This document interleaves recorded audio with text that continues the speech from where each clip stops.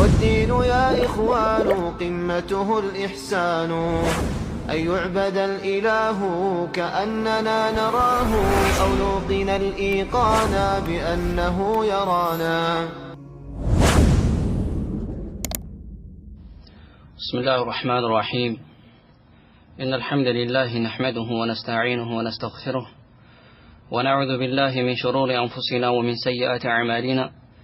من يهده الله فلا مضل له ومن يضلل فلا هادي له. وأشهد أن لا إله إلا الله وحده لا شريك له وأشهد أن محمدا عبده ورسوله صلى الله عليه وعلى آله وأصحابه ومن تبعهم بإحسان إلى يوم الدين. أما بعد فالسلام عليكم ورحمة الله وبركاته. የተከበራችሁ ውድ ወንድምህቶች ይህ እንግዲህ في أحكام صلاة العيدين ስለ ሶላት العيد ወይም ደግሞ ስለ ሁለት ሶላት ዒዶችን በተመለከተ አንዳንድ ነጥቦችን እናነሳለን ኢንሻአላህ። እንደሚታወቀው ነገ የዒድ ሶላት እንሰግዳለን። ይህንን በተመለከተ ወሳኝ ማወቅ ያለብን ነጥቦች ስላሉ ይህንን ነጥቦች የአላህ ፍቃድ ከሆነ እንደሚከተለው አነሳለሁ። መጀመሪያ ስለ ሶላት العيد አንዳንድ አህካሞችን ለማየት እንሞክር። ሶላቱል ዒደይን እነዚህ ሁለት ዒድ ሶላቶች ዒድ አልአድሃ እንዲሁም ደግሞ ሶላት ዒድ አልፍጥር በአጠቃላይ እነዚህ ሶላቶች መሽሩዐቱን ቢልኪታብ ወሱነቲ ወኢጅማዕ አልሙስሊሚን በቁርአን በሐዲስ እንዲሁም ደግሞ በሙስሊሞች ስምምነት የጸደቀ የሆኑ ዒባዶች ናቸው። በአላህ Subhanahu Wa Ta'ala በቁርአኑም ይህን ነገር አመላክቷል። መልእክተኛው አለይሂ ሰላቱ ወሰላም በሐዲሳቸው ይህን ነገር ጠቁመዋል። ወከዛሊከ ማለት ነው ኢጅማዕ المسلمين የሙስሊሞችም ስምምነት አለበት ማለት ነው። بل قد كان المشركون يتخذون اعيادا ሙሽሪኮች ዒድ ነበራቸው መዲና ላይ። ልክ ነብዩ አለይሂ ሰላቱ ወሰላም ወደ መዲና ሲገቡ እነዚህ ሙሽሪኮች ሁለት ቀኖች አሏቸው። በዛም ሁለት ቀን ይደሰታሉ፣ ይጫወታሉ፣ እንደ አመት በዓል ያከብሯቸዋል። ነብዩ አለይሂ ሰላቱ ወሰላም ይህንን ሲያዩ ጠየቁ፣ ምንድናቸው እነዚህ ሲሉ ምን እንጫወትባቸው ምን እናከብራቸው የሆኑ ሁለት ቀናቶች ናቸው አሏቸው። መልእክተኛው አለይሂ ሰላቱ ወሰላም ምን አሉ? قد أبدلكم الله بهما خيرا منهما يوم النحر ويوم الفطر. الله سبحانه وتعالى እነዚህ የምትጫወቱባቸው የምትደሰቱባቸው ዒድ አድርጋቸው ያዛችኋቸው የነበሩት እነዚህ ሁለት ቀናቶች አላህ ከነሱ የተሻለ ምርጥ በሆነ ቀን ተክቷቸዋል። ካሁን በኋላ እነዚህ ሁለት ቀናቶች ላይ መደሰት ዒድ በዓል አድርጎ መያዝ አይፈቀድላችሁም። አላህ የተሻለ ተካላችሁ። እሱም የውመ ነሕር ወየውመ الفطر አሉ። እሱም የውመ ነሕር የዓረፋ በዓል እንዲሁም ደግሞ የውመ الفطر የፍጥሩ በዓል ማለት ነው። እነዚህ ሁለት በዓሎችን አላህ ከነዛ ድሮ ከምትጠቀሟቸው የተሻሉ ናቸውና በእነዚህ ተደሰቱ፣ በእነዚህ ተጫወቱ፣ የዓመት በዓል ቀን ከፈለጋችሁ እነዚህን አክብሩ ብለው ነብዩ አለይሂ ሰላቱ ወሰላም ጠቆሙ ማለት ነው። ከዚህ ሐዲስ ምናቀው ነገር አለ። فلا تجوز الزيادة على هذين العيدين بإحداث أعياد الأخرى. መልእክተኛው አለይሂ ሰላቱ ወሰላም ይህ ካሉ በኋላ ይህንን ሁለት የዒድ ቀናቶች ከተነገጉ በኋላ ሌላ አዲስ አመት በዓል ዒድ መደንገግ አይቻልም፣ የተከለከለ ነው። ሌላ አመት በዓል አዲስ ዒድ መደንገግ አይፈቀድም፣ የተከለከለ ነው። የሙስሊሞች ዒድ ዒድ አልነሕር يوم عرفة وكذلك ويوم الفطر كذا وجه عيد የላቸው ሳምንታዊ ጁሙዓ አለ። ምሳሌ ከአያድ الموالد وغيرها የልደት ቀን ሰውየው የተወለደበትም ይሁን የልደት ቀኑ በዓል በየዓመት የሚያከብረው ይሁን እንዲሁም ደግሞ ማለት ነው የመሻይኾች መውሊድም የልደት ቀንም ይሁን እንዲሁም ደግሞ ማለት ነው የነብዩ አለይሂ ሰላቱ ወሰላም የልደት ቀን የመውሊድ በዓልም ይሁን በአጠቃላይ ሸሪዓ መሰረት የላቸውም፣ ቦታ አይሰጣቸውም። እነዚህ እንደ ዒድ አይቆጥራቸውም፣ በል ይወገዛል። ለምን ከተባለ መልእክተኛው አለይሂ ሰላቱ ወሰላም በአላህ ትእዛዝ ዒድ አልፍጥር ዒድ አልአድሃ እንደነገጉልን በእነዚህ ተደሰቱ፣ በእነዚህ ተጫወቱ አሉ። ስለዚህ ይሄንን ትተን አይ ሌላ ያስፈልገናል ሌላ መደንገግ አለብን ብለን ሌላ ተጨማሪ ዒድ ምን ደነግግ ከሆነ ቀጥታ ከደንጋጊው ከአላህ Subhanahu Wa Ta'ala ጋር ነው ግጭታችን የሚሆነው፣ ከአላህ ትእዛዝ ጋር ነው መጋጨት የሚሆነው። ስለዚህ አይሆንም ማለት ነው። የትኛው መውሊድ የትኛው የልደት በዓል የትኛው ማለት ነው የወልይም ይሁን የልጅህም ይሁን የሚስትህም ይሁን የተወለድክበትም ቀን ይሁን የመሻይኾችም ይሁን የነቢያቶችም የመላእክቶችም የትኛውም የመውሊድ በዓል ይሁን የትኛውም አይነት ሌላ በዓል ሸሪዓ ቦታ አይሰጠውም። ለምን ከተባለ ይህ ዒድ አምልኮት ነው። እንደ ተራ የሚታይ ነገር አይደለም። አምልኮት ነው። አላህ Subhanahu Wa Ta'ala የሚደነግገው ነገር ነው። አምልኮት ጉዳዩ ተውቂፍይ ነው። ቁርአንና ሐዲስ መረጃ ይዘህ የምትሄደው እንጂ በራስህ አመለካከት ምን ችግር አለው ይህ ይጠቅማል ይህ ጥሩ ነው ብለህ የምትለው ነገር አይደለም። ምሳሌ አንድ ሰው ሶላት እንደሚታወቀው አምልኮት ነው፣ ዒባዳ ነው። ስለዚህ ተውቂፍይ ነው እንላለን። ምን ማለት ነው? አንድ ሰው ምን ችግር አለው አላህ ነው የምገዛውና ብሎ 5 ረካዓ ቢሰግድ ዙህር ወይ ዒሻ 5 ረካዓ ቢሰግድ አያዋጣውም፣ ተቀባይነት አያገኝም። ምን ችግር አለው? ሶላት እኮ ነው የሰገደው አላህን አስደስታለሁ ብዬ ነው ኢኽላስ አለኝ ብሎ ቢሰግድ አይሆንም። የተቀመጠለት ይዞ ነው መሄድ ያለበት። ነብዩ ሰለላሁ ዐለይሂ ወሰለም ያሳዩን ዙሁር 4 ዐስር 4 መግሪብ 3 ዒሻ 5 ያኒ ዒሻ 4 ሱብሂ 2 ከዛ ውጪ አንድ ጨምራለሁ እቀንሳለሁ ካለ ተቀባይነት አያገኝም። ለምን? መረጃን ጥሷል ማለት ነው። ልክ እንደዚሁ ዒድም እንደዚሁ ናቸው። ዒዶቹም እንደዚሁ ናቸው። እነዚህ ከተደነገጉ ሳምንታዊ ዒድ ጁሙዓ ይጨመራል። ከዛ ውጪ የለም። ከዛ ውጪ የሆኑ ዒዶች የሉም፣ መሰረት የላቸው ማለት ነው። በል ሙሻበህት ቢልኩፋር ነው፣ ከካፊሮች ጋር መመሳሰል ነው በዚህ ነገር ላይ። ለምን? ካፊሮች፣ ይሁዳዎች፣ ነሳራዎች እያንዳንዱ ቀን ያከብሩታል። እያንዳንዱ ቀን ዒድ አላቸው። ይሄ ምን ቀን ነው ብትላቸው የማርያም ቀን ይሏል። ይሄ የምናምን ቀን ነው፣ ይሄ የከሌ ቀን ነው፣ ይሄ የከሌ ቀን እንዳለ ቀኑ ከፍለውታል። ወሩ ሁሉ አመቱ ሁሉ በቃ ድግስ ጭፈራ ነው። በቃ ሁሉ ቀን ዒድ ነው። አመት በዓል በቃ እንደው አመት በዓል የሌለበት ቀን እንደው ትንሽ ቀን ነው። አንዱ አመት በዓል ገና ሳያልፍ ሌላው ይመጣል፣ ሌላው ሳያልፍ ሌላው ይመጣል። በቃ ለእያንዳንዱ ያኒ የዛኛው የልደት ቀን የዛኛው የምኑ ቀን እያሉ እንዳለ ያከብሩታል። እኛም ደግሞ በዚህ በኩል መተን የከሌ ወሊ መሻይኽ የልደት ቀን የከሌ ምናምን የልደት ቀን ብለን እያንዳንዱ ለወሊዮች ወይ ደግሞ ለመሻይኾች ልክ በአገራችን እንደሚደረገው ማለት ነው። ይሄ ቀን ማለት ነው የእንትና ቀን ነው፣ የአብዶዬ ቀን ነው፣ የሼኽ ሁሴን ቀን ነው፣ የአልከሶዬ ቀን ነው፣ የአብሪቲዬ ቀን ነው። እንደዚህ እያሉ ቀንን እየከፋፈሉ ያመልካሉ ማለት ነው። ይሄ መሰረት የሌለው ነገር ልክ ከካፊሮች እንደሚያደርጉት ማለት ነው። ይህ የማርያም ቀን ነው፣ ይህ የገብርኤል ቀን ነው እያሉ እንደሚያደርጉት ልክ ከነሱ ኮርጀው ኮፒ አድርገው ምን ይላሉ? ይህ የእስነይን ነው፣ ይህ ደግሞ ማለት ነው የአኒ ነው፣ የዳኒ ነው፣ የንጉሶቹ ነው፣ የከሌ ቀን ነው ምናምን እያሉ ከፍለው ይላሉ ማለት። ይሄ ቀጥታ ከነሱ ጋር መጋጨት ነው። ያኔ ከነሱ ጋር መመሳሰል ነው። ሸሪዓ ቦታ አይሰጠው ማለት ነው። ሸሪዓ ላይ ቦታ አይሰጠው ማለት ነው። ኢትባዕ ነው እንጂኛ ኢብቲዳዕ አልታዘዝንም። ኢትባዕ ሙኻለፈቱ ሱና ነው ይሄ ሁሉ ማለት ነው። ተሸቡ ቢልኩፋር አይቻልም ማለት ነው። ምንም ስሙ እንኳን ቢቀይሩት ማለት ነው። ስሙ ቢያሳምሩት ምንም ቢሉት ምን ችግር አለው ቢሉት ችግር አለው። እኛ ታዘጣኔ የተደረገላችሁ የተሰጣችሁን ያዙ ነው የተባልነው፣ ይዘን በዛ እንሄዳለን። ስለዚህ በዚህ አማካይነት ማለት ነው ማንኛውም ከነዚህ ዒድ በዓል ውጪ ሌላ የለን ማለት ነው። አዲስ መጥ ይሆናሉ ማለት ነው። طيب ስለዚህ ዒድ አልአድሃና ዒድ አልፍጥር እነዚህ ሶላት ያላቸው የተደነገላቸው ናቸው። ዒድ ለምን ዒድ ተባለ? ወሱሚ ዒደን ዒዱን ዒድ የተባለበት ምክንያት በዚህ ስም የተጠራበት ምክንያት ይላሉ ዑለሞች لانه يعود ويتكرر على كل عام በእያንዳንዱ አመት ይመላለሳል። ولانه يعود بالفرح والسرور በደስታ በመደሰት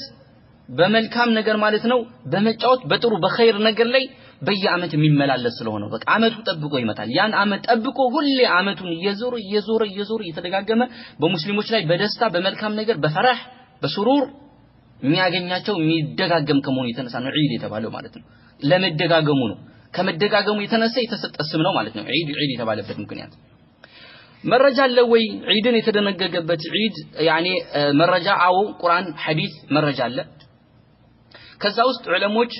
እንደ መረጃ የሚያቀርቡት ፈሰሊ ሊረቢከ ወንሐር የሚለው ቁርአን አንቀጽ ነው። ፈሰሊ ሊረቢከ ለጌታህ ስገድ፣ ወንሐር ለሱም እረድ ይላል።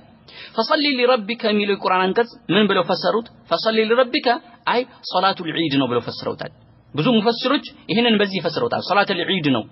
ፈሰሊ ሊረቢከ አይ ሶላት እዚህ የተፈለገበት ያኒ ተኽሲስ ተደርጎ ዒድ ሶላት ነው የሚፈለግበት ብሏል። ይሄም እንግዲህ ብዙ ዑለሞች ገልጸውታል። ምሳሌ المشهور في التفسير أن المراد بذلك صلاة العيد በማለት ኢብኑ ቁዳማ المغني ኪታባቸው ላይ አስፈረውታል። ኢብኑ ከሲርም ይሄን የቁርአን አንቀጽ ይሄንን መርጠው ሄዷል። ይሄ በዚህ ፈስረውታል። ኢብኑ ጀሪር አጠበሪም በዚህ ፈስረውታል ማለት ነው። በዚህ ፈስረውታል። ነብዩ አለይሂ ሰላቱ ወሰላም እንደሆነ ሐታ ሁየት ሐይድ ላይ ያሉ ሴቶች እንኳን ቢሆን አውጧቸው ይውጡ ለዒድ ሶላት ይውጡ ብለው አዘዋል። ስለዚህ መረጃ አለው ማለት ነው። የዒድ ሶላት መረጃ ያለው የሆነ ነገር ነው ማለት ነው። ነብዩ አለይሂ ሰላቱ ወሰለም ለመጀመሪያ የሰገዱት የዒድ ሶላት በሁለተኛው ዓመተ ሂጅራ ላይ የውሙል ፊጥር ነው የረመዳን ማለት ነው ሁለተኛው ዓመተ ሂጅራ ላይ ነው የሰገዱት እና ከዛ በኋላ ወለም የዘል ሰለላሁ ዐለይሂ ወሰለም يواظب عليها حتى فارق الدنيا صلوات الله عليه وسلم መልእክተኛው አለይሂ ሰላቱ ወሰለም ከዛ በኋላ ከሁለተኛው ዓመተ ሂጅራ ላይ ሶላት የውሙል ፊጥር ላይ ሶላት ከሰገዱ በኋላ ከዛ ቀን ጀምሮ ወደ አኺራ እስኪሄዱ ድረስ እነዚህ ሁለት ሶላቶች ተተዋቸው ያቁም መልእክተኛው አለይሂ ሰላቱ ወሰለም ተተዋቸው ያቁም በጭራሽ ሁሌ ይሰግዷቸው ነበር በል በዚህ ማለት ወስተመረ عليها المسلمون خلفا عن سلف ከድሮ ጀምሮ እስከ አሁን ጊዜ ድረስ ሙስሊሞች ማለት ነው እየተከታተሉ በዚህ ላይ ማለት ነው በቀጣይነት ይሰግዱታል ማለት ነው ስለዚህ ይሄ የሙስሊሞች ስምምነትም እንዳለው ያሳያል ማለት ነው የሙስሊሞች ስምምነት እንዳለ ያሳያል ሁክሙ ምንድነው የዒድ ሶላት መስገድ የዒድ ሶላት ወጥቶ መስገድ ሁክሙ ምንድነው ከተባለ ሁክሙ በተመለከተ ዑለሞች የተለያየ አቋም ይዟል በሶስት ተከፍሏል ሁክሙ ማለት ፍርዱ ከፊል ዑለሞች ሱና ሙአከዳ ነው ብለዋል የጠነከረ ሱና ነው አሉ ከፊል ዑለሞች ፈርድ ኪፋያ ነው አሉ ከፊል ሰዎች ካደረጉት ከፊል ሰዎች የሚብቃቃ የሆነ ፈርድ ነው አሉ ከፊል ዑለሞች ደግሞ ሶስተኛ አቋም ዋጅቡን አላ ኩሊ አሐድ ብለውታል ለእያንዳንዱ ሰው ሊሰግደው የሚገባ ግዴታ ነው ብለዋል የመጀመሪያው ሱና ሙአከዳ የጠነከረ ሱና ነው ካሉ ዑለሞች መካከል ማሊኮች ኢማሙ ማሊክ መዝሐባቸው ወከذلك ማለት ነው ሻፊዒያ ኢማሙ ሻፊዒ መዝሐብም ይሄ ነው ሱና ሙአከዳ ነው ግዴታ አይደለም ፈርድ አይደለም ዋጅብ አይደለም የጠነከረ ሱና ነው ሊሰገድ የሚገባ ጠንከር ያለ ሱና ነው ብለው በዚህ ሄዷል ሁለተኛ ፈርድ ኪፋኢ የተወሰኑ ሰዎች ከሰገዱ ከተወሰኑት የሚያብቃቃ ልክ እንደ አዛን ማለት ነው አሁን አዛን ፈርድ ኪፋኢ ነው የተወሰነ ሰው ካለ ሌላ ሁሉ ይበላ ይባላል ስለዚህ የተወሰነ ሰው ከሰገደ ከተወሰነ ሰው የሚያብቃቃ የሆነ አይነት ፈርድ ነው ብሏል ይሄ ደግሞ ያኔ መዝሐቡ ኢማሙ አህመድ መዝሐብ ይሄ ነው ወዋጅብ ያሉ የሶስተኛው ዑለሞች ደግሞ በእያንዳንዱ ላይ ግዴታ ነው ሊሰግዱ የሚገባ ፈርድ ነው ግዴታ ነው በእያንዳንዱ ላይ ያሉት ደግሞ አቡ ሐኒፋ መዝሐባቸው በዚህ ላይ ነው ወሪዋያ አን አህመድ ኢማሙ አህመድ በአንድ ዘገባው ይሄን አቋም ደግፏል ማለት ኢማሙ አቡ ሐኒፋን ማለት ነው ግዴታ ነው የሚለው ይሄን አቋም ሸይኹል ኢስላም ኢብኑ ተይሚያ ወከذلك ማለት ነው ኢማሙ ሸውካኒ ኢብኑ ዑሰይሚን ኢብኑ ባዝ ይሄን አቋም ደግፏል ማለት ነው ይሄን አቋም ደግፏል መረጃቸው ምንድነው ከተባለ አንደኛ ቅድም የቁርአን አንቀጽ ነው ፈሰሊ ለረቢከ ወንሐር ፈሰሊ ለረቢከ የቁርአን አንቀጽ ማለት ነው ይሄንን ኢማሙ ኢብኑ ቁዳማ እንደጠቀሰው ኢብኑ ከሲር እንግዲህ ደግሞ ማለት ነው ኢብኑ ጀሪር አጣበሪ እንደጠቀሙት ሶላቱል ዒድ ነው ብሏል ስለዚህ ትእዛዝ ነው ወጥቶ መስገድ ግዴታ ነው ብሏል ሁለተኛ መረጃቸው ደግሞ ነብዩ አለይሂ ሰላቱ ወሰለም hatta ሐይድ ላይ ያሉ ሴቶች ራሱ እንዲህ ወሊድ ደም ላይ ያሉ ሴቶች ራሱ ያኒ ቢክሪ ሆኑ ማለት ነው ወጣት ሴቶች ሁሉንም ማለት ነው ለዒድ ሶላት እንዲወጡ አዘዋል ማለት ነው ምን ከመሆኑ ጋር ሴት ልጅ የቤቷ መስገድ ማለት የተሻለ ከመሆኑ ጋር የዒድ ሶላት ግን እንዲወጡ አዘዋል ስለዚህ ይህ ሶላቱ ግዴታ እንደሆነ ያሳያል ብለዋል ማለት ነው ጠንከር ያለ መረጃ ነው ያለው ስለዚህ አላየሃል ሁክሙን ለማየት እንጂ እኛ ሱና ሙአከዳም ተባለ ፈርዱ ኪፋያም ተባለ ዋጅቡን አላ ኩሊ አሐድም ተባለ መስገዳችን ግን ምንም ያኒ ጥርጥር የሌለው በላጭ የሆነ ነገር ነው ማለት ስለዚህ አቅም ያለው ሴትም ወንድም ዑዝር ያልያዘው በሽታ ሌሎች ነገራቶች ያልያዘው ይሆንስ hatta ሐይድ ላይ ብትሆን ተውጣ ነብዩ አለይሂ ሰላቱ ሰላም እንዳሉት ትወጣለች ከሶላት ከመስገጃው ጊዜ ወደ ኋላ ትላለች ማለት ነው ከዛ ውጪ የነሱን ዱዓ ትጋራለች ማለት ነው የሙስሊሞችን አንድነት አይታ እንዲሁም ደግሞ ያኒ ሻዒር الاسلام ተመልክታ ትመለሳለች ማለት ነው ዱዓቸው ትጋራለች ተክቢራት የሳን ቀን በረካ ጦህርያን ታገኛለች ብላለች አላይሃል ሁክሙ ይህንን ይመስላል ማለት ነው طيب ይህንን ካልን አንዳንድ ከዚህ ሶላት ጋር የተያያዙ ነጥቦችን እኔና ቀዳ ማድረግ ይቻላል ወይ ወደሚለው ርዕስ እንገባለን طيب መጀመሪያ ያመለጠው ሰው ቀዳ ማውጣት ይችላል ወይ እንግዲህ የቻለ ሰው ሄዶ መስገድ ጋር እንድካልን ቀዳ ማውጣት እንዴት ይታያል ምሳሌ ሴት ልጅ ቤቷ ውስጥ መስገድ ትችላለች ወይ ወንድ ልጅስ ካመለጠው ቤቱ መስገድ ይችላል ወይ እንዲሁም ደግሞ ምሳሌ እየሄደ እንዳጋጣሚ ኢማሙ ሰግዶ ሊጨርስ ይችላል ስለዚህ መልሰን ቀዳ እናውጣ ወይ እዛ ቦታ ላይ ከተባለ በዚህ ጉዳይ ላይ ዑለሞች በሁለት ተከፍለዋል ከፊል ዑለሞች ቀዳ ማውጣት አይቻልም ብለዋል ከፊል ዑለሞች ምን አሉ ቀዳ ማውጣት አይቻልም አሉ ከፊል ዑለሞች ደግሞ ይቻላል ልክ በሚሰገድበት ሁኔታ አድርጎ ይሰግደዋል ብለዋል ልክ በሚሰገድበት ሁኔታ ይሰግደዋል አሉ ቀዳ ማውጣት አይቻልም ያሉ ዑለሞች ምንድነው ከተባለ እነሱ እንደ ጁሙዓ ነው አሉ እንደ ጁሙዓ ነው ምን ማለት እንደ ጁሙዓ ነው ብሎ ማለት አንድ ሰው ሶላቱል ጁሙዓ ቢያመልጠው ጁሙዓን ቀዳ ያወጣዋል አያወጣው ምንድነው የሚያደርገው ዙሁሩን ይሰግዳል እንጂ ጁሙዓን በቃ አምልጦታል ምሳሌ መስጂድ ሲሄድ ኢማሙ ሰገደ ጁሙዓ አጠናቀቀ ከዛ ላይ ሄዶ ምን ያደርጋል ጁሙዓን መልሶ ቀዳ ያወጣ ምንድነው የሚሰግደው ዙሁር ነው የሚሰግደው ስለዚህ ጁሙዓ ያመለጠው ሰው ጁሙዓው ምን ሆነ ማለት ነው በቃ አመልጦታል ማለት ነው ለምን ጀማዓ በቃ በጀማዓ መስጂድ ሄዶ እንዲሰግድ የተደነገገ ነው ወቤቱ ሆኖ ጁሙዓ ይሰግድም አንድ ሰው መስጂዱ ኢማሙን ጀማዓን ካመለጠው ጁሙዓ ይሰግድ ልክ ሶላቱ ዒድ ልክ እንደዚህ ሆኖ ብሏል ለምን ምን ተደነገገለት ያኔ اجتماع شرعت على وجه الاجتماع በስብስብ አንድ ላይ ሜዳ ላይ ወጥተው እንዲሰግዱት የተደረገ ሶላት ነው ሜዳ ላይ ወጥተው እንዲሰግዱ ሶላት ነው በዚሁ ህክሙ ሜዳ ላይ ነው የሚሰገደው ሶላት ማለት ነው في الصحراء ሜዳ ላይ ነው የሚሰገደው ለምን ነብዩ አለይሂ ሰላቱ የሚሰግዱት ሜዳ ላይ ነበር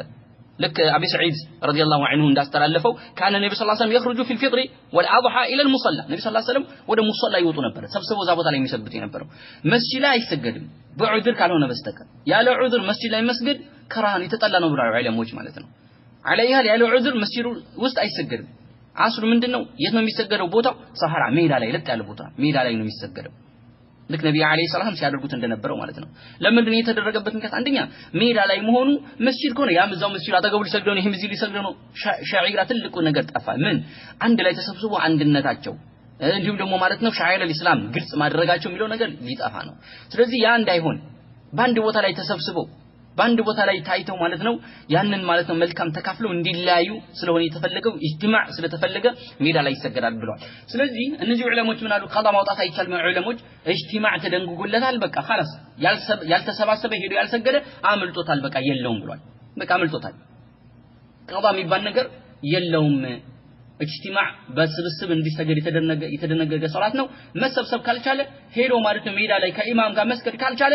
ሄዶ ቀዳም ያወጣው ለብቻው የሚሰግደው ነገር የለም ካመለጠው አመለጠው ብሏል ይሄ አቋም ኢብኑ ተይሚያ ደግፎታል ሸኹል ኢስላም ተይሚያ ይሄን አቋም ይዟል ኢብኑ ዑሰይሚንም ይሄን ደግፏል ከመዝሐብ ደግሞ ሐነፊያዎች ሐነፊያ መዝሐብ በዚህ ላይ ያመላክታል ማለት ነው ቀዳ ማውጣት አይቻልም በሚለው ላይ ሌሎች ደግሞ ጅምሁር ዑለሞች ቀዳ ማውጣት ይቻላል ብለዋል ቀዳ ማውጣት ይቻላል ብለዋል ማለት ነው ቀዳው ይወጣለታል ብለዋል ይህም ቀዳ እንደሚወጣለት ከተቆሙ ዑለሞች መረጃቸው ምንድነው ቀዳ ማውጣት ይቻላል ያሉት ደግሞ ነብዩ አለይሂ ሰላቱ ምን ብለዋል አሉ فما ادرككم فصلوا وما فاتكم فقضوا ብለዋል ነብዩ አለይሂ ሰላቱ ሰላም ወደ መስጂድ ሲሄዱ ረጋ ብላችሁ ቀስ ብላችሁ ሄዱ አንዳንዱ ይሮጣል ልክ ኢማሙ ፋቲሃ ሲቀሩ ደግሞ ቁርአን ሲቀራ ከሰማ ቶሎ ብሎ ረካዓ ላይ ለመድረስ ማለት ነው ምን ያደርጋል ይሯሯጣል በቃ ልቡ ማለት ነው ሊወልቅ በደረሰበት ነው ይሮጥ መስጂድ ላይ ማለት ነው ያን ጫጫ ይገባና አላህ ብሎ ይሰግዳል ከሱ ይወርዳል ማለት ነው ይሄ እንዳያመልጠው ሲል ነብዩ ሰለላሁ ዐለይሂ ወሰለም ይሄን ከለከሉ በቃ ቀስ ብላችሁ በሰኪና በአደብ ሂዱ ኢማሙ የደረሳችሁበትን ከኢማሙ ጋር ስገዱ ወማፋተኩም ያመለጣችሁ ደግሞ ፈቅዱ ቀዳ አውጡ ብሏል ነብዩ አለይሂ ሰላቱ ሰላም ስለዚህ ያመለጣችሁ ቀዳ አውጡ ሲባል ይሄም ዒድም ሶላት ልክ እንደዚህ ነው ቀዳ ይወጣል ብሏል ኢማሙ ካመለጠው እዛው መስገጃ ቦታ ላይ ቀዳ ያወጣዋል በዛው አይነት መልኩ ማለት ነው በሆነ ምክንያት ማለት ነው ምሳሌ ሴት ልጅ ቤቷ ውስጥ ቀዳ ታወጣዋለች ትሰግደዋለች ባሪያ ማለት ቤቱ ውስጥ ይሰግደዋል ያመለጠው ሰው ይሰግደዋል ብሏል ይሄን መረጃ ይዘው ሌላ ደግሞ ከአነስ ኢብኑ ማሊክ ረዲየላሁ ዐንሁ የተላለፈም ዘገባ አለ አነስ ኢብኑ ማሊክ ረዲየላሁ ዐንሁ ልክ እንዲህ ከኢማም ሶላቱ ሲያመልጠው ምን ያደርግ ነበር መውላውን ያኒ ቤተሰቦቹ እንዳል ይሰበስብና የሱ መውላ አንዱ ማለት ነው ያሰግራቸው ነበር አነስ ኢብኑ ማሊክ ይሄን ያደርግ ነበር ስለዚህ ይሄን ይዘው ፈቅደዋል ይቻላል ብለዋል ጅምሁር ዑለሞች ነው የፈቀዱት ማለት ነው ከኢማሙ ሻፊዒያም ነቅል ተደርጓል ኢማሙ ሙዘኒ ይሄን ነገር ከኢማሙ ሻፊዒያ ሴት ልጆች ሌሎችም መስገድ እንደሚችሉ ገልጿል ማለት ነው ለጅና ዳኢማ የሳዑዲ ቋሚ የፈትዋ ኮሚቴ ማለት ነው ይሄንንም ፈትዋ ሰጥቷል ማለት ነው ቀዳ ማውጣት እንደሚቻል ወከዛሊከ ኢብኑ ባዝ እንዲሁም ደግሞ ኢብኑ ቁዳማ ለጅና ዳኢማ እንዲሁም ደግሞ ማለት ነው ሌሎች ኢማሙ ሻፊዒ ሌሎችም እንዳለ ጅምሁር ዑለሞች ቀዳ ማውጣት ይቻላል ልክ እንደዛው በሚሰገድበት መልኩ ቀዳ አውጥቶ ይሰግደዋል ብለዋል ኢንሻአላህ ራጂሁን ይሄ ይሆናል በአላህ ፍቃድ ሌላው ተክቢራን በተመለከተ ይሆናል ወይም ደግሞ አሰጋገዱና ተክቢራውን በተመለከተ እምናይ ይሆናል عدد ركعات صلاه العيد የዒድ ሶላት ስንት ረካዓ ነው የሚሰገደው ይህ ምን ጥርጥር የለውም ነገር ረካዓታን ሁለት ረካዓ ነው የሚሰገደው ابن عباس ባስተላለፈው ሐዲስ ላይ ان رسول الله صلى الله عليه وسلم خرج يوم اضحى او فطر فصلى ركعتين لم يصلي قبلها ولا بعدها عبد الله بن عباس من يلال يا الله مرتين اضحى ويم فطر ላይ ወጡ ሰገዱ ነብዩ አለይሂ ሰላም ረካዓ فصلى ركعتين ሁለት ረካዓ ነው የሰገዱት لم يصلي قبلها ከፊት ለፊቱ ቀብሊያ ማልሰገዱለትም ولا بعدها بعد يوم ማልሰገዱለትም ባይሆን ቤቱ ከመጣ ማለት ነው ሁለት ረካዓ እንደሚሰገድ ቅድም አሳልፈናል እንዲሁም ደግሞ ማለት ነው ሙሰላ ላይ ዒድ ነው ዒድ ያኒ ሙሰላው መስጂድ ይባላል ወይስ ሙሰላ ነው የሚባለው በዚህ ላይ ኺላፍ አለ ከፊል ዑለሞች እንደ መስጂድ ነው የሚታየው ሙሰላው ስለዚህ ተህየተል መስጂድ ይችላል ብለዋል ከፊል ዑለሞች ደግሞ ላ ሙሰላ ያኒ መስጂድ አይደለም ሙሰላም ተህየተል መስጂድ አይቻልም ብለዋል ሰፊ የሆነ ኺላፍ አለበት ኢንሻአላህ ነገር ግን ነብዩ ሰለላሁ ዐለይሂ ወሰለም ከፊት ምን ኋላ ምንም አልሰገዱም ብቻን ጨርሰው ማለት ነው ዒድ ሰላት ሰግደው ቤት ከመጡ በኋላ ሁለት ረካዓ ይሰግዱ ነበር እኛም ይሄን ምንም ከተል የተሻለ ይሆናል ተክቢራት ሶላቱል ዒድ የተክቢራ ዒድ ቁጥሮች ስንት ናቸው እንዴት ነው ቁጥሩ ስንት በመጀመሪያው ረካዓ ስንት ተክቢራ ነው የሚባለው በሁለተኛው ስንት ነው ከተባለ عمرو بن شعيب عن أبيه عن جده كأباته كآياته يزو عند عمرو بن شعيب مالتنا أن رسول الله صلى الله عليه وسلم كبر في عيد نبي عليه الصلاة والسلام بعيد لك تكبير قال 12 تكبيرة 7 في الأولى و5 في الأخرى ولم يسلق قبلها ولا بعدها صحابي من يلان يهن سو مالتنا يهن النجار استالفه من نبي عليه الصلاة والسلام بعيد لك تكبير أبرا من 12 تكبيرة بمجمرة ولا 7 بولتنيا ولا 5 ይላል አንድ ላይ ስንት 12 እንዴት ነው በመጀመሪያው ላይ 7 ከተባለ መጀመሪያ ልክ ይመጣል ሰውየው ኢማሙ ይመጣል ከዛ አላሁ አክበር ይላል ይህ ምን ይባላል ተክቢረቱል ኢህራም ይባላል ወደ ሶላት መግቢያ ነገራቶችን حرام ማድረግ ይበል ተክቢራ ናት ለዒድም ሆነ ለሱናም ሶላት ሆነ ለፈርዱም ሶላት ሆነ ለሁሉ ሶላት የምትገባበት ተክቢራ ናት መጀመሪያ የምትገባው እሱ ምን ትባል ተክቢረቱል ኢህራም ትባል እቺ ሩክን ናት የሶላቱ ሩክን ማዕዘን ናት እሷ ከሌለ ሶላት የለችም ቢረሳም አውቆም ይሁን ሳይውቁም ቢረሳትም ምንም ሰላቱ አይጸድቅም ሩክን ስለሆነ ማለት ነው ሩክን ግድ መገኘት መምጣት አለበትና ስለረሳው ራሱ አይወድቅለትም ስለዚህ የመጀመሪያ ሰላት ላይ ሲገባ በየትኛውም ሰላት ላይ ማለት ነው አላሁ አክበር የሚለው ተክቢራ እሷ ምን ትባላለች የመጀመሪያዋ ተክቢረት ኢህራም ትባላለች እቺ ሩክን ናት ከዛ በኋላ ደግሞ 6 ተክቢራ ይመጣል ማለት ከዚህ ከተክቢረት ኢህራም ጋር ስለዚህ በመጀመሪያው ላይ 7 ተክቢራ ይላል ብሎ ማለት የመጀመሪያ ወደ ሰላት ስንገባ ያልነው ተክቢራ ከቆጠር ነው አንድ ላይ 7 ይሆናል እሱ ደግሞ ካልቆጠርነው 6 ይሆናል ማለት ነው ያ ተክቢራ ዘዋኢድ ይባላል ይሄ ተክቢራ ይሄው 3 አይነት ተክቢራ አሁን ሰላታችን ስንሰግድ ዒድ ሰላታችን ስንሰግድ 3 አይነት ተክቢራ ነው የምንለው ሶስቱም ይለያያሉ የመጀመሪያው ተክቢረቱል ኢህራም የምንለው ነው ሰላት ስንገባ ሰላቱ የምናስርበት አላሁ አክበር እጃችን በትዩ አንስተን የምንለው ማለት ነው ጆሮአችን ትዩ ወይ ደግሞ ተከሻችን ትዩ አንስተን አላሁ አክበር የምንለው ተክቢረቱል ኢህራም ይባላል ይሄ ሩክኑ ነው መቅረት በየትኛውም ተአምር መቅረት የለበት ነው ለፈርድም ሶላቱን ለሱና ሰላት ግድ ነው ሩክን ነው አንድ ይሄ ነው አንደኛው ተክቢራ ይሄ ነው ሁለተኛው ተክቢራ ተክቢረቱል ኢንቲቃል ይባላል መሸጋገሪያ ተክቢራ ምሳሌ ወደታች ሩኩ ስትወርድ የምትለው ከዛ ከሩኩ ስትነሳ እሱ ሰሚ አላህ ምን ሐምዳን የምትለው ወደ ስጁድ ስትወርድ ከስጁድ መልሰህ ስትነሳ ወደ ሁለተኛው ስጁድ ስትወርድ ከስጁድ ስትነሳ ወደ ተህያ ስትቀመጥ ከተህያቱ ተቀምጠህ ስትነሳ ያ ካንዱ ድርጊት ሰላት ላይ ካንዱ ድርጊት ወደ አንዱ ድርጊት የምትሸጋገርበት በምንድነው በተክቢራ ነው ያ ተክቢረቱል ኢንቲቃል ይባላል ይሄ ራሱ የቻለ ነው ይሄ የሰላት ዋጅብ ነው ሩክን ውስጥ አይገባም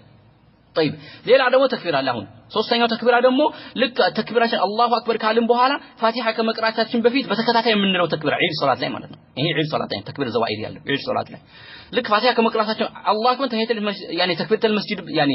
ተክቢረቱል ኢህራም ብለን ሰላት ውስጥ ገባን ከዛ በኋላ በተከታታይ ተክቢሮችን ልናመጣ ነው እነዛ ተክቢሮች ምን ተብሎ ይጠራሉ በተከታታይ የምናመጣቸው ዒድ ላይ የምናመጣቸው ተክቢር ዘዋኢድ ይባላሉ ሶስቱ ይለያያሉ የመጀመሪያው ሩክን የሰላቱ ማዕዘን ነው በየትኛው ሁኔታ መቅረት የለበትም የሁለተኛው ተክቢረቱል ኢንቲቃል ያልነው ስንወርድ ስንነሳ የምንለው ካንዱ እንቅስቃሴ ወደ አንዱ እንቅስቃሴ ስንሸጋገር የምንለው ተክቢራ ደግሞ ዋጅብ ነው የሶላቱ ዋጅብ ነው እሱ በስጁድ ሰሁ ይጠገናል ማለት ነው ብንረሳው ራሱ በስጁድ ሰሁ መጨረሻ ላይ 2 ረካ እንጠግነዋለን ተክቢረቱል ያኔ ሱና የመጀመሪያው ተክቢራ ግን ተክቢረቱል ኢህራም ግን በስጁድ ሰሁ ራሱ አይጠገንም የግድ መምጣት ስላለበት ሩክን ስለሆነ ስለዚህ ተክቢረቱል ኢንቲቃል ዋጅብ ናቸው ምን ዋጅባት የሶላት ስለሆኑ በስጁድ ሰሁ ይጠገናሉ ብንረሳ ራሱ ማለት ነው ብንረሳ ሆን ብሎ ከተው ሶላቱ ይበላሻል ብለው ዑለሞች ሁለት ሶስተኛው ተክቢረቱ ዘዋኢድ ተክቢረቱል ኢህራም ካልን በኋላ ትርፍ የምናመጣቸው ከፋቲሃ በፊት የምንላቸው ዒድ ላይ የምንላቸው ተክቢሮች ናቸው እነዚህ ሱና ናቸው በቃ ሱና ናቸው ሩክንም አይደሉም ምን ማለት ሩክን አይደሉም ብሎ ማለት አንድ ሰው ማለት ግድ ያምጣቸው የሚባሉ ነገራቶች አይደሉም አንድ ዋጅባቱ ሶላትም አይደለም የሶላቱ ዋጅባት ልክ እንደ ተክቢረቱል ኢንቲቃል ዋጅብ አይደሉም ምን ማለት ነው ከረሳው ወይም ደግሞ ካመለጠው በስጁዱ ሰሁ ይጠግነው የሚባሉ አይደሉም ምንድናቸው ሱና ናቸው ማለት ነው ከፈለገ የሚያመጣው ነው ማለት ነው ቢረሳውሳ ወይ ነው ቢተውሳ ምንም የሌለበት ይሁንና ተክቢራዎች ናቸው ይሄን ያዙ ስለዚህ ነብዩ አለይሂ ሰላቱ ወሰለም ተክቢራ ብለዋል 12 ምን ማለት 12 በመጀመሪያው 7 ተክቢራ ትላለ በቃ የመጀመሪያው ላይ ስንሰግድ የመጀመሪያው 7 ረካ ብሎ ማለት ነው መጀመሪያ አላሁ አክበር ተክቢረቱል ኢህራም እሱ ከቆጠርኩት ቀጣይ ማመጣቸው ዘዋኢዶች ተክቢረቱ ዘዋኢድ 6 ብቻ ነው ማመጣው የመጀመሪያው ስለምቆጥረው ከስድስቱ ከነዚህ ከሩክ ያኔ ከሩክኑ ተክቢረቱል ኢህራም ጋር 7 ከዛ በኋላ ማለት ነው እስቲፍታህ ብሎ ፋቲሃውን ይቀራል ማለት ነው ቁርአን ይቀራል ከዛ ወርዶ ጨርሶ አሁንም ሲነሳ ብድግ ብሎ አላሁ አክበር ብሎ ተክቢረቱል ኢንቲቃል ብሎ ይነሳል ሲነሳ አላሁ አክበር ብሎ ተክቢረቱል ኢንቲቃል ብሎ ይነሳል ከዛ ከቆመ በኋላ ምን ይላል ስንት ጊዜ 5 ጊዜ ተክቢራ ያመጣል 5 ጊዜ ስንነሳ ያለውን አንቆጥረው ከቆጠርነው 6 ጊዜ ነው የሚሆነው ስለዚህ እሱን ተክቢረቱል ኢንቲቃል ስንነሳ ምንለው አላሁ አክበር እንተውና ከዛ ከቆምን በኋላ እጃችንን ያነሳን በሁለተኛው ረካዓ ላይ 5 ጊዜ እናመጣለን አንድ ላይ የመጀመሪያው 7 የሁለተኛው 5 يعني 3 ሆኑ ማለት ነው يعني 12 ሆኑ ማለት ነው ባይሆን ከነዚህ ከ12 ውስጥ አንዱ የመጀመሪያው ተክቢረቱል ኢህራም ነው እሱ መቅረት የሌለበት ግዴታ የሆነ ነገር ነው ያዙ ማለት ነው ኢንሻአላህ يستحب رفع اليدين في التكبيرات الزوائد في صلاه العيدين ሌላው ደግሞ ተክቢራ ስንል እጃችን ማንሳት ተክቢራ ስንል ከተክቢራው ጋር እጃችን ማንሳት የተወደደ ይሆናል ተክቢራ ይያልን ከተክቢራው ጋር እጃችን ማንሳት አብሮ ማለት ነው አብሮ ተክቢራ ይያልን እጅ ማንሳት የተወደደ ይሆናል ለምን ነብዩ ያን ነብዩ ሰለላሁ ዐለይሂ ወሰለም ካነ يرفع يديه مع التكبير ነብዩ ሰለላሁ ዐለይሂ ወሰለም እጃቸው ያነሱ ነበርና ያን ተክቢራ ሲሉ እጃቸው ያነሱ ነበር አብዱላህ ኢብኑ ዑመር ረዲየላሁ ዐንሁ قال من አለ ካነ ረሱላህ ሰለላሁ ዐለይሂ ወሰለም اذا قام الى الصلاه رفع يديه ነብዩ አለይሂ ሰላቱ ሲቆሙ رفع يديه እጃቸው ያነሱ ነበር يرفعهما في كل تكبيره يكبرها قبل الركوع حتى تنقضي صلاته صلاته እስከተደረስ قبل الركوع እጃቸው ያነሱ ነበር ይላል ይሄም እዚህ ውስጥ ሶላት العيد ይገባል اخرجه ابو داود والنسائي በተክቢሮቹ መካከልስ የሚባል ዚክር አለ ወይ ምሳሌ መጀመሪያው ላይ 7 ተክቢራ ይባላል ብለናል በእነዚህ በ7 ተክቢሮች መካከል የሚባል ዚክር አለ ወይ ከተባለ شفوزان ሚላሉ يسن ان يقول بين كل تكبيرتين الله اكبر كبيرا والحمد لله كثيرا وسبحان الله بكره واصيلا وصلى الله على نبينا محمد وعلى اله وصحبه تسليما كثيرا ማለት ይችላል ይሄ ይወደዳል ብሏል ይሄ ማለት ይወደዳል ቀላል الله اكبر كبيرا ልክ እንደ ተክቢራው ማለት الله اكبر كبيرا والحمد لله كثيرا وسبحان الله بكره واصيلا ብቻ ይሄን ይጨምራል ምን وصلى اللهم على نبينا محمد وعلى اله وسلم تسليما كثيرا ይሄን ይላል ብሏል ለምን من على الذي مرجوا كتبه لقول علق يعني عقبة بن عامر اندي على سألت ابن مسعود عما يقوله بعد تكبيرات العيد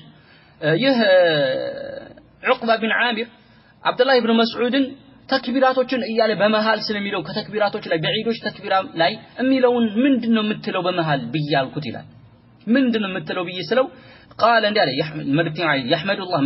يحمد الله ويثني عليه ويصلي على النبي صلى الله عليه وسلم ስለሱ ስጠይቅ يحمد الله ያመሰግናል ويثني عليه الله ያወድሳል ويصلي على النبي صلى الله عليه وسلم ከመልእክተኛው عليه الصلاه ያወርዳል ብሎ አለኝ ይላል ሰነዱ عن ابن مسعود قولا وفعلا እንደተገኘ ተነዋል ይሄ ابن مسعود ይሄ ነው ይሄን አስተላልፋል ከሱ ይሄን ተገኝቷል ስለዚህ አልহামዱሊላህ يحمد الله ويثني عليه ያወድሳል ويصلي على النبي صلى الله عليه وسلم ለዛነ ከዚህ ይዘው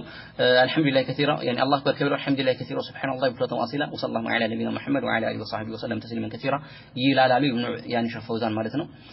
حذيفة وقال حذيفة بن يمان እንዲህ አለ صدق ابو عبد الرحمن እውነት ብሏል ልክ ነው ይሄን ይባላል ብሏል ነገር ግን ወይነተ بذكر غير هذا ከዚህ ውጪ ራሱ ከዚህ አሁን ከላይ ከተጠቀስነው ውጪ ራሱ ቢያመጣ ፈላ ባሰ ይላሉ ሸፎታን ችግር የለም لانه ليس فيه ذكر معين ዋናው መታወቅ ያለበት ነገር የተገደበ ይህን ይበል በመካከላቸው የሚባል ነገር ሱብሃን ረቢል አላ ሱብሃን ረቢል አዚም ወይ ሌላ እንዲህ ይህን ይበል ተብሎ የተገደበላቸው ዚክር የለም በቃ ዚክር የለም በል እንደውም ያወግዙት ኢንሻአላህ እንመጣለን በኋላ አንዳንድ ዑለሞች ይሄ ነገር አይሆንም ብለዋል قال ابن القيم رحمه الله تعالى اين اسمع كتب ابن القيم ይላል كان يسكت بين كل تكبيرتين سكتة يسيرة የተወሰነ በሁለት ተክቢሮች መካከል ትንሽ የሆነ ሰክታ ትንሽ ዝም ይሉ ነበር ولم يحفظ عنه ذكر معين بين التكبيرات ነገር ግን ከመሆኑም ጋር ከመልእክተኛው በየትኛውም በተክቢራው መካከል አላሁ አክበር ይሉና ትንሽ ዝቅ ብለው ይቆሙ ነበር ሌላም ተክቢራ ይሉ ነበር ነገር ግን ከሳቸው በመካከል ይህን ይሉ ነበር እሚል ሐዲስ የለም በቃ የተገደበ ይህን ይሉ ነበር ከመልእክት የተገኘ ሐዲስ የለም የቅድሙ አተር ነው ማለት ከአብዱላህ ኢብኑ መስዑድ የተገኘ ይሄ ነው ከዛ ውጪ መረጃ የለውም ማለት ነው قراءتስ ምንድነው እንዴት ነው የሚቀራው እንዴት ነው ከተባለ قال شيخ ابن عثيمين رحمه الله تعالى يكبر تكبيرة الإحرام مجمرة تكبيرة ይላል ከዛስ ويستفتح دعاء الاستفتاح ይቀራል ይኸው تكبيرة ይላል دعاء الاستفتاح ይቀራል تكبيرة ما تكبيرة الإحرام ማለት ነው الله اكبر صلاة ይገባል ከዛስ سبحانك الله وبحمدك يعني اللهم بعيد بيني وبين خطايا የሚለውን የዱዓው የሶላት መክፈቻ ዱዓ ያደርጋል አሉ ከዛስ ثم يكبر 6 تكبيرات ከዛ በኋላ ደግሞ 6 ተክቢራ ይከብራል ለምን 7 የተባለው አንደኛው ተክቢረተ ኢህራም ነበር ብሏል በመሃል ሰላቱ ኢስቲፍታህ يعني ዱዓው ኢስቲፍታህ አስገባ በኋላ 6 ተክቢራ ያመጣል ተክቢሮቹ ከጨረሰ በኋላ ማለት ነው ثم يقرأ فاتحة سورة الفاتحة ይቀራል وسورة معها ከሷ ጋር ሱራ አንድ የሆነ ሱራ ይቀራል ማለት ነው اما መጀመሪያ ላይ ማሰብህ اسم ربك العلى ይቀራል ወይ ደግሞ ሱረቱል ቃፍ ይቀራል በመጀመሪያው ረካዓ ላይ ማለት ነው በሁለተኛው ረካዓ ደግሞ በመጀመሪያው ሰብህ እስመ ረቢከል አዕላ ከቀራ በሁለተኛው ላይ ምን ይቀራል? ሱረቱል ጋሺያ ይቀራል ማለት ነው። በመጀመሪያው ላይ ማለት ነው ሱረቱል ቃፍ ከቀራ በሁለተኛው ላይ ደግሞ እቅተረበት ሰዓት ወንሸቀል ቀመር የሚለውን ይቀራል ማለት ነው። ይሄን ይቀራል። ከነዚህም ውጪ ማንኛውም የቁርአን አንቀጽ ቢቀራ ችግር የለውም። የግድ ይሄን ይቀራል ባል የለም። ነገር ግን የመልእክተኛው ሲቀሩት የነበረው ይሄን ሱና ማስተማርና አንዳንዴ ተግባራዊ ማድረግ የተሻለ ነው። ከዛ ውጪ ግን ይሄን ይበለው የሚባል ነገር የለም። طيب ما حكم من اراد الامام وقد فاته شيء من التكبيرات الزوائد ምሳሌ ኢማሙ እየሰገደ መጣ አንድ ረካዓ አመለጠው ተክቢራ ዘዋኢድ አመልጦታል የተወሰደ ማለት ነው ተክቢሮች አመልጦታል ስለዚህ ምን ይበል ወይ ደግሞ ፋቲሃ እየቀራ ወይ ደግሞ ቁርአን እየቀራ መጣ ተክቢራ ሳይል ማለት ነው እንዴት ያደርጋል እነዚህ ተክቢሮችን አመልጦታል ከተባለ በዚህ ጉዳይ ከተባለ قال شيخ الاسلام يعني الشيخ ابن عثيمين رحمه الله تعالى اذا دخل مع الامام ما يعني في اثناء التكبيرات فكبر للاحرام اولا ثم تابع الامام فيما بقي ይላል ልክ ኢማሙ ሶላት ያሰገረ ከመጣ ተክቢራ ኢማሙ ይያለው ምሳሌ ኢማሙ ሁለት ተክቢራ ብሎ ሶስተኛው ላይ ከደረስክበት የቀረውን ተክቢራ አብረው ተከታተል ያለፈውን አምጣ አትባልም ወይም ደግሞ ኢማሙ ማለት ነው አንድ ተክቢራ ከደረስክበት ኢማሙ ይያል አንድ ተክቢራ ከደረስክበት እሱን ተክቢራ ትላለ ከዛ ሌላው አምጣ አትባል እንዲም ደግሞ ማለት ነው ወይ ደግሞ ጭራሽ ያኔ ተክቢራውን ጨርሶ ፋቲሃውን እየቀራ ወይ ደግሞ ቁርአን እየቀራም ከመጣ ምንድነው የምታደርገው ቁርአኑን ታዳምጠዋለህ እንጂ ተክቢራውን አትልም በቃ ችግር የለውም ኢማሙ ትከተለዋለህ ባለበት ሁኔታ ላይ ትከተለዋለህ ችግር የለውም እነዚህ ተክቢሮች እኮ ግድ አይደሉም ብለናል እኮ ግድ አይደሉም ቢያመጣቸው ጥሩ ካልሆነ ግን ግዴታ ይምጡ የሚባሉ ነገራቶች አይደሉም ما الحكم ولو نسي التكبيرات العيد حتى شرع في القراءة عند سو مثال عيد ሲሰግድ ረሳና በቃ እንደው ተክቢሮቹ ረሳና ሰላት ውስጥ ገባ ረሳ ምን ይደረግ ተክቢሮቹ ሳይል ረስቶ ሰላት ውስጥ ገባ በቃ ፋቲሃ መቅራት ጀመር እንደሌላው ቀን እንደሱና ሰላት قال الشيخ ابن باز رحمه الله تعالى الصلاة صحيحة صلاة تككل من ما يقولهم ولا حرج في ذلك منهم ችግር የለውም لأن التكبيرات سنة እነዚህ ተክቢሮች እኮ 6 የነዛት ያምጣቸው የሚባሉ ሱና ናቸው ما هي بواجبة واجب አይደሉም فإذا نسيها አንድ ሰው ከረሳ فلا حرج والحمد لله ምንም ችግር የለውም አላህ ምስጋና ይገባውና ابن باز ابن عثيمين ምን አሉ لو نسي التكبير አንድ ሰው ተክቢር ቢረሳ في صلاة العيد بعيد صلاة እነዚህ የሚባሉ ተክቢሮች ቢረሳ حتى قرأ ቁርአን እስኪቀራ ድረስ ወይ ደግሞ ፋቲሃ እስኪቀራ ድረስ ረስቶ ወደዛ ቢገባ ሰቀጣ ይወድቅለታል ለምን لانه ሱና ፋተ محلها ሱና ነበረች ቦታዋ አልፏል ቦታዋ ደግሞ ፋቲሃ ከመቅራቱ በፊት ነበረ በቃ አምልጦታል ብሎታል ማለት ነው لانه ምክንያቱም የሰውዬ አምልጦታልና ይሄን አልፎ ልክ ምሳሌ ተክቢር ዱዓ الاستفتاح ቢረሳን ሰው ልክ እንደ ዱዓ الاستفتاح ምሳሌ አላህ ተብሎ ሰላት ገባና ዱዓ الاستفتاح اللهم بعيد بين وبين خطايا የሚለው የሰላት መክፈቻው ዱዓ ሳይል ቀጥታ ቁርአን መግባት ገባ በቃ አመለጠው ሱናው ቦታው ነበር በቃ መቅራት ገባ ፋቲሃ ተመልሶ ወደ ኋላ መተው ያ ዱዓው استفتاح አልቀራውም ብሎ አይመጣም ለምን ሱና ነበር ቦታው አመለጠ በቃ ችግር የለውም ባለበት ይቀራል ማለት ነው ከዛ በኋላ ደግሞ ስጁድ ሰሁ ውረድም አይባል በመርሳቱ ሁለት ረካ አምጣ ወይም ደግሞ አምጣቸው ቀዳ አድርጋቸው የሚባል ነገር የለም እነዚህ ተክቢሮች በቃ አገኛቸው ቦታው ላይ ካላገኛቸው ይወርቅለታል ግዴታ አይደለም اذا دخل المصلي لصلاه العيد والامام قد انتهى من ركعه الاولى كيف يقضيها ምሳሌ ኢማሙ አንድ ረካ ሙሉ በሙሉ ጨረሰ በሁለተኛው ረካ ላይ ሰው ገባ አንድ ሰው ሁለተኛው ረካ ላይ ሶላት ላይ ገባ እንዴት አድርጎ ቀዳ ያውጣ ኢማሙ ሲያሰላምት እንዴት አድርጎ ቀዳ ያውጣ اذا دخل المصلي لصلاه طيب قال الشيخ ابن عثيمين በዚህ ጉዳይ ምን አሉ يقضيها اذا سلم الامام ኢማሙ ልክ እንዳሰላመተ እሱ ተነስቶ ቀዳ ያወጣዋል ያበለጠውን አንድ ረካ ማለት አይ يقضيها بتكبيرها እንደ ተክቢሯ ማለት ምሳሌ በቃ ያመለጠው አንድ ረካ ነው አዎ ያችን አንድ ረካ ያመጣታል ከምኑ ጋር እስከነ ተክቢሯ ያመጣታል ማለት ተክቢሯንም ጨምሮ ቀዳ ያወጣታል ማለት ከኢማሙ አንድ ረካ አገኘ ምሳሌ ኢማሙ አንድ ረካ ቤትኛው ተክቢራም ይበል ሳይልም ይሁን በቂራትም ሰዓት ይሁን ከኢማሙ አንድ ረካ ከሰገደ ከዛ ሁለተኛው ረካ ብድግ ብሎ ይነሳና አንደኛው ልክ እስከነ ተክቢራው ነው የሚያመጣው እንጂ ብቻ ፋቲሃ አይቀርም እስከነ ተክቢራው አንድ ላይ ያመጣል ማለት ነው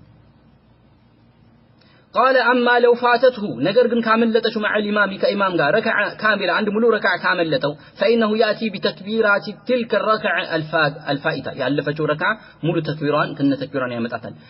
من فاتته صلاه العيد فهل يصليها والامام يخطب او يجلس لسماع الخطبه طيب قضاء ያወጣል ብለናል እንግዲህ ታዲያ ኢማሙ ኹጥባ ያደረገ ቢመጣ ኹጥባውን ያዳምጥ ወይስ ቀዳውን ያውጣ ራጂሁ ቀዳ ያውጣው ብለናል ስለዚህ ኢማሙ ኹጥባ ያደረገ ነው አምልጦታል መጣ قضاውን ያውጣ ሶላት ወይስ ኹጥባውን ያዳምጥ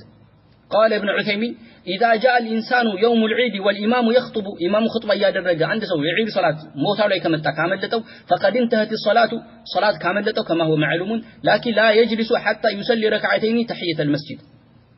ተህየተል መስጂድ እሳቸው ኢብኑ ዑሰይሚን ማለት ነው ቦታው ላይ እንደ መስጂድ ስለሆነ ተህየተል መስጂድ መስገድ አለበት ብለው ጠንካራ አቋም ይዘዋል ለዛ ነው ለይስገድ ሳይሰግድ እንዳይቀመጥ ሌሎች ዑለሞች ምሳሌ ምን አሉ ምሳሌ ሌሎች ዑለሞች መጀመሪያ ይመጣል ሁለቱም መስሐዎች መሰብሰብ ይችላል ምን ቁጥሩ ኹጥባውን ማዳመጥ ኹጥባውን ያዳምጣል መጀመሪያ ይመጣል ኹጥባውን ያዳምጣል አንድ ኹጥባውን ያዳምጣል ተህየተል መስጂድ የለበትም ብለናል ኢብኑ ዑሰይሚን ሌሎች አንዳንድ ዑለሞች አለበት ቢሉም የለበትም ስለዚህ ኹጥባውን ምን ያደርጋል ያዳምጣል ኹጥባውን ካዳመጠ በኋላ ኢማሙ ኹጥባው ሲጨርስ ምን ያደርጋል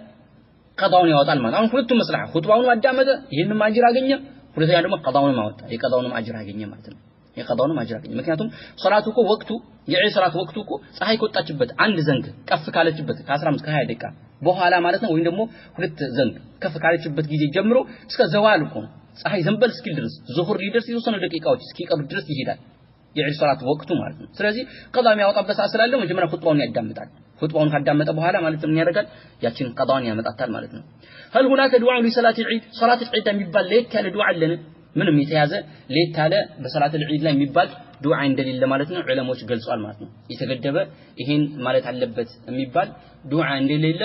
ዑለሞች ገልጸዋል ማለት ነው طيب ስለዚህ አሁን እንዴት ነው የሚሰግደው ባጭሩ ለማብራራት ያሰጋገዱ ሁኔታ ማለት ነው መጀመሪያ ምን ያደርጋል ሰውየው ማለት ነው ይመጣል ከዛ ኢማሙ ሲቆም እሱ ይቆማል አብሮ ይቆማል ማለት ነው ከዛ በኋላ ኢማሙ አላሁ አክበር ሲል ባይሆን ለሰላቱ ኢቃም አለ ወይ አዛን አለ ወይ ምንም አዛንም የለም ኢቃምም የለውም የዒድ ሶላት ማለት ነው አዛንም አይባልም ኢቃማም አይባልም እንዲሁ ደግሞ ሰላቱል ጃሚዓም አይባልም አንዳንድ ሰው ሰላቱል ጃሚዕ ይላል ይሄ በርግጥ አንዳንድ ዑለሞች ብለዋል ግን ቀውል ቢላ ደሊል ነው መረጃ የለውም ሰላቱል ጃሚዓ አይባልም አዛንም አይባልም ኢቃማም አይባልም ሰላቱል ጃሚዓም አይባልም ዝም ብሎ ነው የሚሰገደው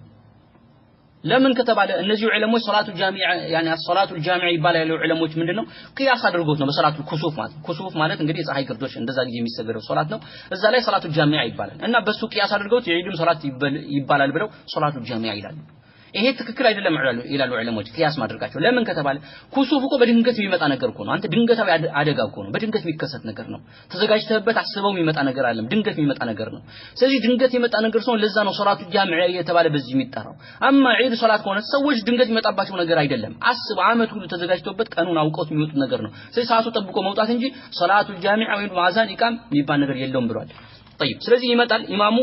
ልክ ሊያሰግድ ስተው ሲል እሱ የሚተሳተው ይቆማል አላሁ አክበር ሲል አብሮት ከኢማሙ ጋር ይገባል ማለት ነው አብሮ ከኢማሙ ጋር አላሁ አክበር ብሎ ይገባል ከዛ በኋላ ተክቢራውን ያስቀድም ወይስ ዱዓኡል ኢስቲፍታህ ይበል ዱዓኡል ኢስቲፍታህ ብለዋን ቅድም ያለው ማለት አላህ ባዒድ በይነ ወበይነ ኸጣኢ የሚለው ወይ ደግሞ ሌሎችም አሉ ስለዚህ እሱን ዱዓኡል ኢስቲፍታህ የመክፈቻ ሶላት መክፈቻ ፋቲሃ ከመቅራቱ አዑዙ ቢላሂ ሚነሽ ሸይጣኒር ረጂም ከማለቱ በፊት የሚለው ምሳሌ አሁን ኖርማል ጊዜ ስንሰግድ ዝም ብለን አላሁ አክበር ብለን እኮ ፋቲሃ እንቀራም አይደል ምንድነው ሱና ተክቢር ያኒ ዱዓኡል ኢስቲፍታህ የሚባል ነገር አለ እሱን ዱዓ እንላለን ስለዚህ አሁን እንዴት ይሰግዳል ከተባለ መጀመሪያ ዱዓኡል ኢስቲፍታሁ ይላላሉ ኢብኑ ዑሰይሚን አሉ መጀመሪያ ዱዓኡል ኢስቲፍታህ ይላል ከዛ ተክቢራዎችን ያመጣል በመሃል ተክቢራዎችን ያመጣል አሁን ተክቢራ ዱዓኡል ኢስቲፍታህ ያመጣል ለካ አላሁ አክበር ተክቢረቱል ኢህራም ይገባል አንድ ከዛ በኋላ ኢስቲፍታህ ያመጣል ሁለት ሶስተኛ ደግሞ የቀሩ ስድስት ተክቢራ መጀመሪያው ተክቢረቱል ኢህራም አላሁ አክበር ስላለ ሌሎቹ ዘዋኢዶቹ ስድስቶቹ ያመጣል በመሃል ሶስት አራተኛ አዑዙ ቢላሂ ሚነሽ ሸይጣኒር ረጂም ብሎ ፋቲሃውን ይቀራል ማለት ነው ቢስሚላሂር ረህማኒር ረሂም ያለ ፋቲሃውን ይቀራል በዚህ ብሏል ሌሎች ዑለሞች ደግሞ በዚህም ተቃራኒ ብሏል ምን መጀመሪያ ሶላት ውስጥ ይገባል አላሁ አክበር ብሎ ይገባል ከዛስ ምንም ዱዓኡል ኢስቲፍታህ ሳያደርግ ተክቢሮችን ያመጣል ተከታታይ ተክቢሮችን ያመጣል በተከታታይ ተክቢሮችን ያመጣል ልክ ተክቢሮቹ ካመጣ በኋላ ዱዓኡል ኢስቲፍታህ ይላል ዱዓኡል ኢስቲፍታህ ብሎ ፋቲሃውን ይቀጥላል ብሏል ነገር ግን በዚህ ጉዳይ ላይ አብዛኛው ዑለሞች የሚደግፉት መጀመሪያ ተክቢራ ያምጣ የሚለው ነው ጅምሁር ዑለሞች ያሉበት አቋም ይሄ ነው መጀመሪያ ተክቢራውን ያምጣ ተክቢራ ከደረሰ በኋላ ዱዓኡል ኢስቲፍታህ ብሎ ከዛ በኋላ ፋቲሃን ብሎ አዑዙ ቢላሂ ሚነሽ ሸይጣኒር ረጂም ብሎ ይቀጥል ብለዋል ብዙ ዑለሞች ይሄን ነው የደገፉት ስለዚህ መጀመሪያ ተክቢራውን እናመጣለን ተክቢራው ካመጣን በኋላ ምን እናደርጋለን ግን በዚህኛው መጀመሪያ ምን አድርጉ ተክቢራው ሳይሆን ዱዓኡል ኢስቲፍታህ አምጥቶ ከዛ በኋላ ተክቢራውን ብሎ ከዛ በኋላ ፋቲሃ ቢቀራስ ይችላል በዚህ ጉዳይ እንደው ይሄን ካላክ ብለን ምንለው ነገር አይደለምና ማለት ነው طيب ያው እዚህ ጋር ተክቢራው ይላል ከዛ በኋላ ፋቲሃውን ይቀራል ማለት ነው ፋቲሃውን ቀር ሌላ ኖርማል ሁለት ረካ ነው የሚሰግደው በቃ አሁን ከሌላ ጊዜ ሁለት ረካ ሌት ያደረገው ነገር ምንድነው በቃ በመጀመሪያው ላይ 6 ተክቢራ ሌላ ጊዜ ከምንሰግደው ምሳሌ ሁለት ረካ ከምንሰግደው ማለት በመጀመሪያው ላይ 6 ረካ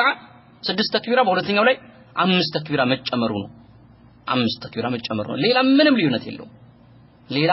የለውም ሌላ 2 ረካዓ እንደምንሰግደው ነው በቃ ባጭሩ 2 ረካዓ ሰግዶ ማጠናቀቅ ይቻላል ብዙ ሰዎች በጣም ይከብድ የዒድ ሶላት ሲባል የሚከብድ አይነት ሶላት አድርገው ያዩታል ላ እንደዛ አይደለም በቃ ምን ያደርጋል በቃ አላህ ከብሮ ይገባል ሶላት ውስጥ ከፈለገ ዱዓ ኢስቲፍታህ ይላል ሌላ ጊዜ የሚለውን ማለት ነው ከፈለገ ደግሞ መጀመሪያ ተክቢሮችን ያመጣል መጀመሪያ ተክቢሮችን ካመጣ ከዛ አላህ አክበር ካለ በኋላ 6 ሲሆንበት 7 ይሆናል አይ በመሃል ደግሞ ከተክቢረቱል ኢህራምና በሌሎቹ በተክቢራ ዘዋኢዶች መካከል ዱዓ ኢስቲፍታህ ካስገባ መጀመሪያ አላህ አክበር ብሏል አንድ ከዛ አላማ ዱዓ ኢስቲፍታህ መክፈቻ ዱዓ ካደረገ በኋላ 6 ተክቢሮችን ያመጣል ከዛ አዑዙ ቢላሂ ሚነሽ ሸይጣኒር ረጂም ብሎ ቁርአኑ ይቀራል ባይሆን አዑዙ ቢላሂ ሚነሽ ሸይጣኒር ረጂም ከተባለ በኋላ አዑዙ ቢላሂ ሚነሽ ሸይጣኒር ረጂም በሚለው መካከልና በሶላቱ በፋቲሃው መካከል ምንም ማስገባት የለበትም ተክቢራ ማስገባት የለበትም ለምን በመሃል ማለት ነው አዑዙ ቢላሂ ሚነሽ ሸይጣኒር ረጂም የሚባለው ለምንድን ነው ለቁርአን ነው ቁርአን ስትቀራ አዑዙ ቢላሂ ሚነሽ ሸይጣኒር ረጂም የምትለው ስለዚህ አዑዙ ቢላሂ ሚነሽ ሸይጣኒር ረጂም ብለህ ቁርአኑ ልትቀራ እንጂ ፋቲሃ ተክቢራ ልታመጣ በመሃል አይገባም ተክቢራ በዱዓ ኢስቲፍታህ መካከልና ከዱዓ ኢስቲፍታህ በኋላ ነው ወይ የሚለው ነው እንትን ያለው እንጂ አዑዙ ቢላሂ ሚነሽ ሸይጣኒር ረጂም ካለ በኋላ ቁርአኑ መቅራት ያለበት ተክቢራ ያመጣም ሌሎች ዑለሞች ከፋቲሃም በኋላ እንደው ፋቲሃው ከጨረሰ በኋላ ራሱ ያሉ ዑለሞች አሉ ፋቲሃው ከጨረሰ ሰላቱ ከጨረሰ በኋላ ይበለው ያሉ አሉ ተክቢሮቹ ቁጥሩ የተገደበ ነው ወይ ከተባለ ኺላፍ አለበት አሁን እኛ ያለው በመጀመሪያው ከተክቢረቱል ኢህራም ጋር 7 በሁለተኛው ላይ ደግሞ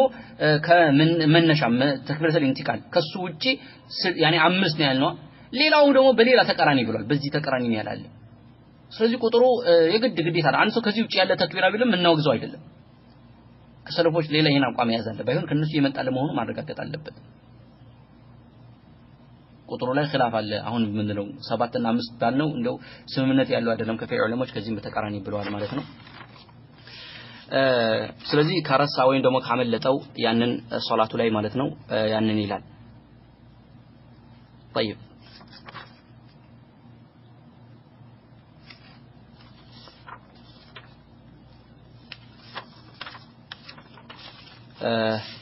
إن شاء الله يزاري برنامج نزل هذا صلى الله على نبينا محمد وعلى آله وأصحابه أجمعين